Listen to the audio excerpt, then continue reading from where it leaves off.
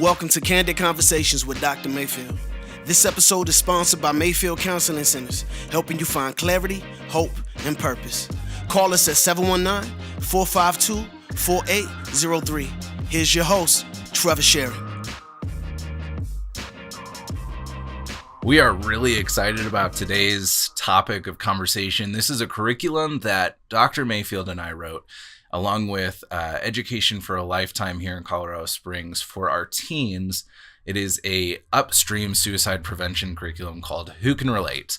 Dr. Mayfield, would you mind sharing just a brief concept of why this was important for us to do? And yes, real quick, we did take it from the name of the song. So if you want to play the song, Who Can Relate? We can play the song in the background. We won't because of copyright. Yeah, no, that'd be bad, I guess. We'd have to pay royalties or something. It was our desire, it's been almost 2 years? Yeah, It's been almost 2 years. It was our desire to really get in the mix of things with our schools. So for those that don't know, we're not number one anymore, but we're in the top 5, I think, El Paso County of the number, for suicides in our country. Front Range is still pretty high. Colorado's still pretty high. I think the number 2 leading cause of death right now in our state is suicide for 10 to 24-year-olds, which is just ridiculous.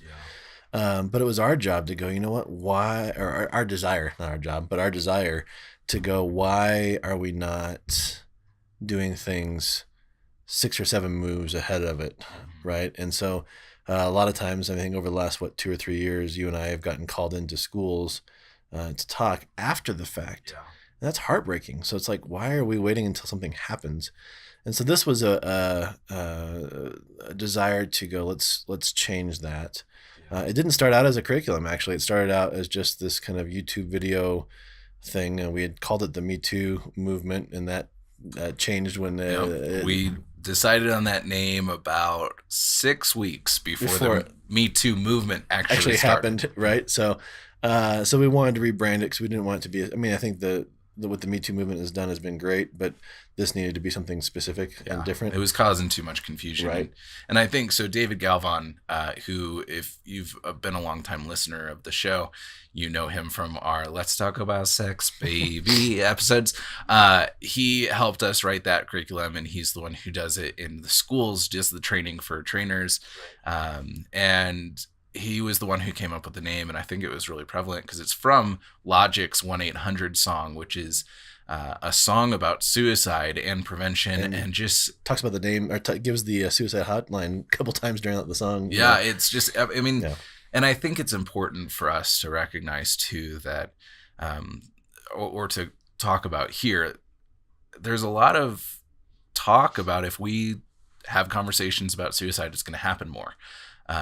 And I think that's been a scary intimidation for parents as well as school administrators. Well, that's part of the reason I'm writing the book that we talked about 2 or 3 episodes ago is giving parents a platform of how to talk about it and how to talk about it well. That's the thing, right? For many of our kids, they're already glued to their social media accounts. They're glued to their screens, and they're learning at a rate faster than we can keep up with as adults. And so, and the encouraging piece, and I share this in my talks, is that 46% of teenagers say that their parents are still a major voice in their lives on these topics. And I'm like, so why aren't we talking about it? And so the Who Can Relate curriculum right now is a school-based curriculum talking about this idea of who loves you, where do you find your value, and who needs you. And we think, we believe that if those 3 questions could be answered to some degree, there might be some suicide ideation, but there's not a plan or moving forward, because there's value in there. I know that I'm loved.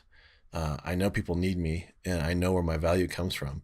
And so we wanted to keep it really simple, but we've got videos that go with it. What's our website? It's mayfieldcounseling.com.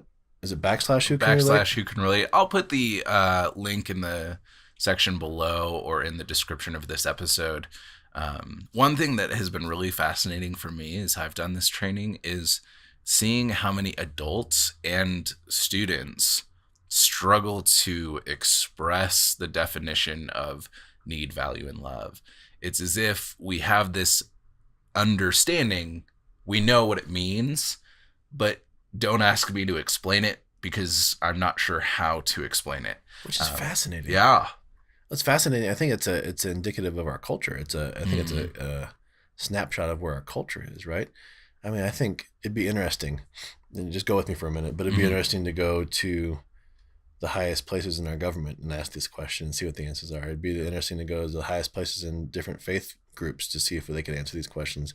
It'd be interesting to go to like universities and ask these things to professors and, people that you think, on the outside are intelligent enough to figure this out. But I think we have removed those, or we have minimized those, the definitions of those words. Yeah. I love pizza and I love you. Right. Okay. Yeah. Like where is there a spectrum? Is there, and so I think that becomes then very hard to explain. Yeah. And I think, we run into this a lot just as humans of using a word that we use in the right context for the right reason. Like, oh yeah, that's decompensating. And it's like, oh yeah, I get what you're saying. I know what that word is supposed to represent. And then the moment somebody asks, okay, define that word for me. Right. It is a hard process, but I think it's even harder when we come to these simpler, quote unquote, concepts of need, value, and love, because I think there's an expectation that we should all know what that means. Right. And when you're asked to speak out the definition of what does it mean to be needed, and then even more importantly, what does it mean for you to be needed? It is hard. Well, it's hard, and I think we at times can overcomplicate it. Please go on and explain. Well, I think, right, if I ask you the question, where do you find your value? Yeah. I wonder if you get this. This is how I feel sometimes, but if you get this way, so Trevor, where do you find your value? And you're sitting there going, okay, I've got to come up with an answer that seems worthwhile. Yeah. Versus going, you know what? I find my value in being a husband and being, you have faith. So being a child of God, or, being a student, or being, those are great. Yeah. But they're simple. Yeah. And sometimes we dismiss that. So I think coming back to the simplicity of it, I think is really beautiful as well. It's been really cool too to see that grappling with the definition, and then to see at the end, it's not just being able to define it for ourselves, but being able to be part of the definition for someone else, to be able to step into the gap for a peer and say, hey, I value you. I really value our friendship. I enjoy the humor that you bring to the table, and I want you to know that you're necessary. You're not extra. Well, it goes back to when I ask parents when I'm doing family therapy, when was the last time you told your kid that you were proud of them for nothing but the fact that they're them? Yeah. Right. So that's value. That's because I think we attach being proud to, hey, good job on that paper. You got an A. I'm proud of you. Well, it's attached to something. Yeah. But the ability to go, I'm proud of you because you are a kind, beautiful, loving child. Yeah. Whoa. When was the last time as an adult we heard that? Right. Yeah, we don't speak that language as often as we need to hear it, or as often as we should speak it. I'll put a link in the description below for a playlist so that you can see some of the videos. This is really the Who Can Relate library is one of the defining aspects of our curriculum, and it is just stories of suicide survivors, of individuals who have struggled through disappointment, failure, and loss, and giving hope to why it's important that we share our stories. Because the ultimate concept is we can all relate to parts of each other's stories. Well, absolutely. It creates a community. And our desire over this next year is to create 3 more videos every year to kind of add to that library. But I think, aren't we in like 12 or 13 schools and 4 school districts in Colorado Springs right now in El Paso County? If you're listening and you said, you know what, why isn't this in my school district? Why isn't this something that we can use as a resource? We'd love to talk with you and say, hey, we're not charging money for it. It's a free resource. The curriculum and we'd love to train you in it and be able to get you involved in your school system. And the way we've done it, we've really just been advocating for, hey, give us 45 minutes in a health class, 50 minutes in a health class for us to do this once a year so the kids are exposed to this. And we're getting a lot of good feedback. Yeah, and some of the feedback from the students has been, we're specifically in Colorado, we're talking a lot about suicide in schools. We've got 2 different SOS programs, signs of suicide and sources of strength. There are people coming in and speaking pretty often about it, and the students feel bombarded and tune out, and they just don't want to talk about suicide anymore, because for some of them it hasn't been applicable, it hasn't been anything that's interesting, it's too close to home, whatever the reason. The feedback we've gotten from the students on this curriculum, since it is so far upstream, is, I really enjoyed this. I enjoyed the respect that you gave to these stories. It was cool to be able to see stories with redemption. That's not the exact wording that they use, but that's what they're expressing. And they're engaged. And the way David Galvan does it, again, I'll continue to sing his accolades. He's an incredible speaker and engages the teenagers, and he's built the curriculum so that that's part of it, where you're engaging the students in the process of discovering what it means to be needed, valued, and loved, and challenging them to do that for their peers. And it's been really cool to see teens engaged with this conversation, because they're a key element of the safety of their peers. Right. Yeah, I agree. It provides purpose. It provides engagement for teenagers who a lot of times don't know what to do or how to respond. But I think we give them simple tools. And so as I'd love, as we grow this, to be able to create a parent curriculum to go with it, to a teacher's guide, those kinds of things. But really the basics of it is, getting our kids a chance to share their stories. And it's not rocket science. I think that's we like I said, we overcomplicate it sometimes. I think all these things that people have done to really help combat this is great. Mm-hmm. But I think we overcomplicate it. Yeah. And there comes a point where we need to realize that we all have stories of disappointment, failure, and loss. The threshold is not very high.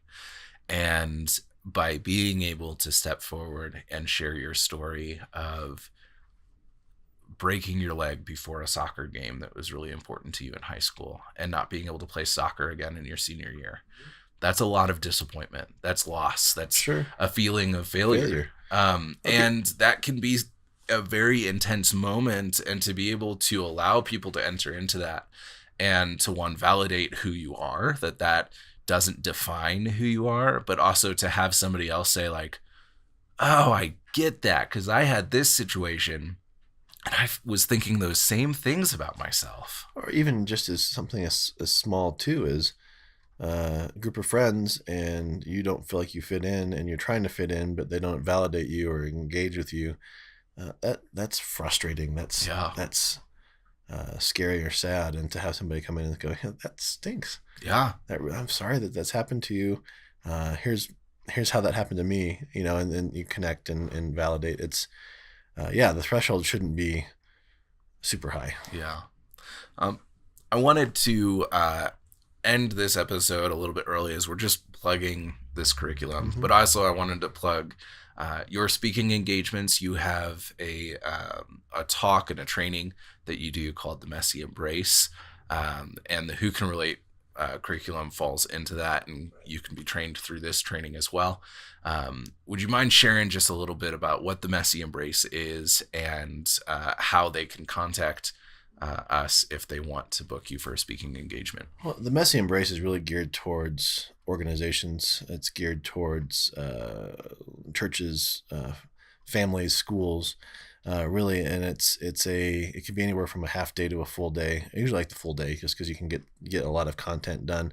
But it's going, hey, in people that we work with, there's a lot going on behind the veil, as I call it, like what's behind the scenes, what's going on emotionally, physiologically, mentally. And so it really is a kind of a crash course in brain science and mind science, and then also a engagement in attachment, and then how do we now we know what's going on behind it. Great. Now what do we do with it? Yeah. And so it's practically going. So the way I look at it is it's almost in a way it's a mental health crash course, for people that I'm not going to go get a master's degree. I'm not going to go, get a continuing education, but I really care. I really want to help.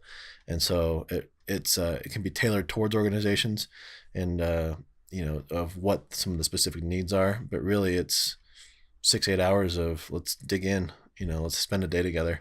And then that kind of creates a team mindset. So the person sitting next to you in this training, now you're brothers or sisters in the trenches, doing this thing together, and you have the same understanding and same content. And so you can just reach out. I mean, call me, call Trevor through our main line at 719-452-4803, or email us at candid@mayfieldcounseling.com, however that looks. But that's our desire to really equip our community to be better. That's part of the reason we did the Who Can Relate. That's why we do our Messy Embrace. That's why we do our Springs Mental Health Summit every year, is to really equip the community to be better. Yeah. And one of the reasons that we do this show, we wanted to be able to give a resource to our community to talk about some of the things that we don't talk about very often, to have dialogue around really important things. And so that if somebody does go to a training or the Springs Mental Health Summit, they're able to walk away with a continuing resource where they can continue to think about things in a new way. And so we are really excited to be able to bring this content to you and hope that you are benefiting from it. And we have enjoyed hearing from you. We have had individuals who have said, hey, would you mind doing an episode on this kind of content?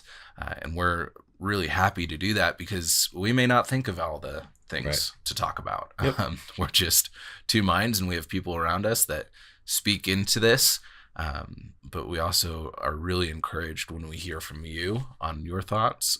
So we're grateful for you entering in on this journey with us. And we we're probably going to come to you this new year with some of our YouTube content. I might do some teasers on the Messy Embrace, 15-minute type things for our YouTube channel to kind of get you thinking about what that looks like and providing that resource for you as well. So look, much